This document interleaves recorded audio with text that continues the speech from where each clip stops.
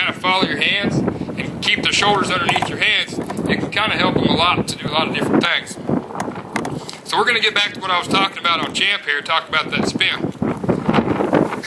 What I'm going to do here is kind of push him up with my feet, and whenever I put my feet on him, what he's doing is, hopefully he's thinking about getting his body in a better athletic position. And what I mean by that is, he's shifting his weight from his front end to his hind end. He's lifting his stomach and lifting his back, okay? And he's not pushing against me real hard, but I'm just kind of holding around on him and kind of breaking him loose, pushing my feet up against his belly until I feel him soften up a little bit, okay? When I say soften up a little bit, what I'm talking about, I guess, is when I hold on here and I push, his first reaction is kind of push down against me with his chin. So I'm just kind of waiting around. I'm not jerking on him or doing anything crazy. I'm just kind of waiting around until he just softens up and kind of gives me his whole body. When you pull on this horse, what you want him to think is that his chin needs to come here, his shoulders need to come here, his stomach and back and withers need to come here, and his butt needs to go in the ground. The front end comes up here. Now that's not teaching a horse to rear up. You can write that down on a piece of paper and you can look at it and say, he's teaching that horse to rear up. Because when he pulls on, he's supposed to put his shoulders in the air. Well, what I'm talking about is making him give soft through the pole and the neck and the throat latch and then lift those shoulders a little, okay? So what I want you guys to do is just kind of try not to look at me or the bridle or the horse's head or anything specific. Try to just look at the weight of this horse. Now I'm just going to let him kind of go around like he wants to naturally. He's pretty low-headed, which means he wants to put his head down naturally. But look at where his weight's going. He's kind of just shoving himself forward. His shoulders are low to the ground. He's kind of just leaning forward, okay? So what I want to do is get him to kind of rock back and bring that front end up a little bit, okay? So I'm just going to kind of kick him around here to trot, let him go where he wants. I want you guys to kind of look and see if you can see how he's just starting to fall forward. It's not about whether his head's up or down, because they can do the same thing I'm talking about with their head up or their head down. But a horse that's naturally low-headed, overall that's a good thing, but sometimes that kind of teaches them to be a little bit naturally low in the front, a little bit bushy and heavy on the front end. So what I'm going to do is hold on here. Now I want you to kind of start watching his body and see if I can pull on him.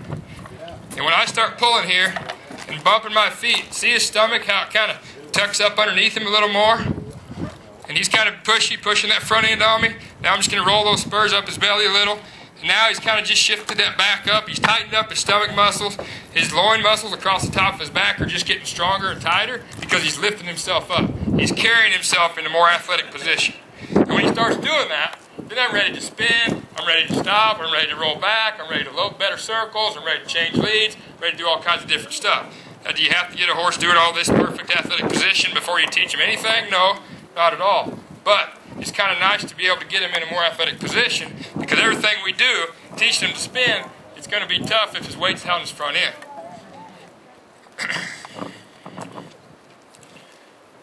So what I'm going to do is take my hand and put it over to the left.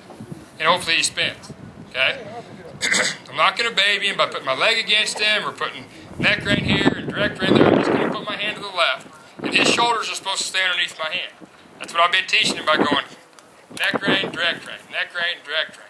And I usually pull on him here and I don't let go until what? Until his shoulders go that way.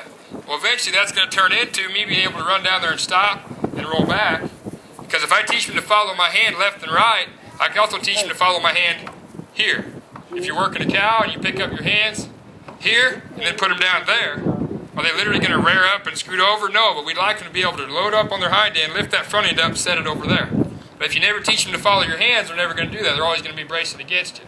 If they're bracing against you, they're going to have that shoulders pushed down, their back pushed down, their stomach pushed down, everything's running forward. If you get them back on their hocks a little bit, get them to where you can hold on to them, then you run down there and pick them up and move them wherever you want them. But it starts out by kind of left and right. I'm just going to take my hand and set it over here, and we're going to wait. He's kind of thinking, well, maybe I should go forward. I didn't punish him there for not spinning fast enough. When I say fast enough, I don't mean once he started. I mean he didn't respond real fast. He was kind of just sitting there like, what should I do? His horse came home from the show in Carthage on Sunday, and he hadn't been saddled up since. He got the week off, so it's been 6 days. I'm not going to come out here and crucify him if he hesitated for just a second, you know. So I'm just going to wait a minute, and then this time we'll go ahead and ask him a little more. I might get my reins a little more under control, a little more contained. I'm going to put my hand here and wait. And that time I'm going to pull back. I'm going to say, you need to turn. Pull back, you need to turn. Okay? And when he starts turning, I'm going to stop. Now, do I want to make him turn forever there? No. He's hesitating, so do I want to say, once you start that turn, you're going to have to spin for an hour? No, I'm going to say, once you start that turn, you're going to get to quit. That way he thinks, okay, that's good. I'll start quicker next time so I can quit quicker next time. Now I'm just going to walk him forward. Start him up here again. Set. Hand over here. Wait. That's a little better. He started a little better. Now I'm just going to sit up here this time and let him turn a little bit. Okay, now he's turning fine. I'm not really keeping him in the turn. I'm just kind of sitting up here. I'll move my hands around so he understands he needs to turn no matter what. I'm not going to make him turn. He needs to turn on his own. Now I'm going to shut him off by shutting that neck rein against it. So how did he know how to stop? Because he hit that neck rein. And if I've been teaching him that neck rein here and then direct rein there, which means neck rein here means go that way, then if he's spinning over here and he feels that neck rein, he should stop, right? Just like if you're guiding around and you put your neck rein against him, he should go the other way. It's the same thing when I stop him. Basically, if you want one to guide off that neck rein, you got to teach them to stay between the reins. So when the rein hits them, they don't go into it, they stop, or they go away from it. So I let him turn on his own there. What I mean is I kind of let him put his head down and just do it how he wanted to do it. And that's fine for now. You got to kind of go back and forth. Let him turn a little bit, let him kind of stay in that frame on his own and do it. And now what I might do is frame him back up. Get him more in that athletic position like we discussed a minute ago, where he's back on his hocks, his shoulders lifted up, his stomach's tighter, everything's better, and then I'll let him turn. So what I'm going to do is instead of doing it while he's turning, I'm going to get him in that position, and then I'm going to let him turn. Okay? So I'm going to go ahead and pick up on him with both reins. I might go ahead and pick up with one rein and trap him a little bit and kind of push him here. And he's, as you can see, his neck's kind of short and fat. He's not always 100% sure if he really wants to lift those shoulders up and be soft in the front. So what I'll do is I'll kind of push him around and kind of make him give here, kind of trap him a little bit. And right there, he's kind of fighting. I just push him through it, push him through it, till I feel like everything lifts right up here to me. Whenever I pick up my hands, I want his shoulders going where my hands are. Look where my hands are right now. They're up, so his shoulders should be coming up, okay? Now, I'm going to go ahead and pull on him a little bit more here, break that jaw loose a little bit more, kick that rib over.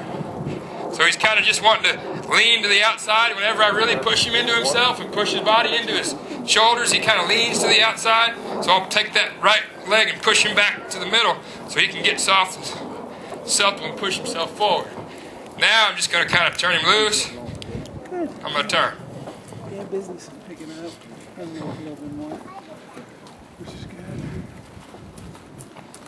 good. So he kind of just got a little bit out of frame there. I'm just going to pull on him. He's got a little resistance right there. You guys saw it. He's kind of like, I don't want to do it. So I'm just going to kick that rib over with my right foot.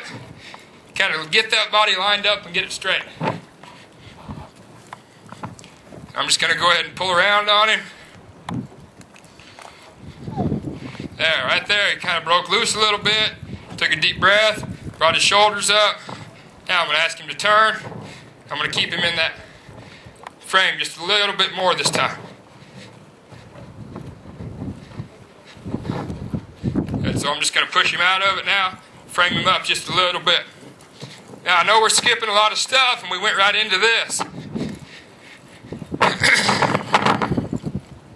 What I'm doing here, kind of showing you a little more of a finished deal and how we kind of correct him and get him to go to show. Now I want you to watch what happens in his shoulders when I pick my hand up. Everything just kind of comes right up.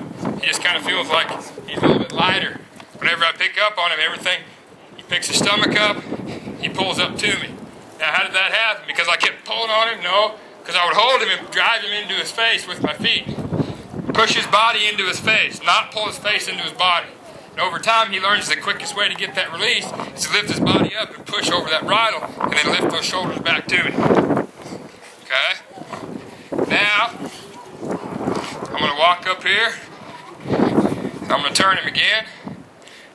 Rein over. I'm going to wait on him. He's thinking back. I'm just going to say, no, here. Just going to remind him a little bit where he needs to go. Kind of push him forward again. Might counter arc him a little bit.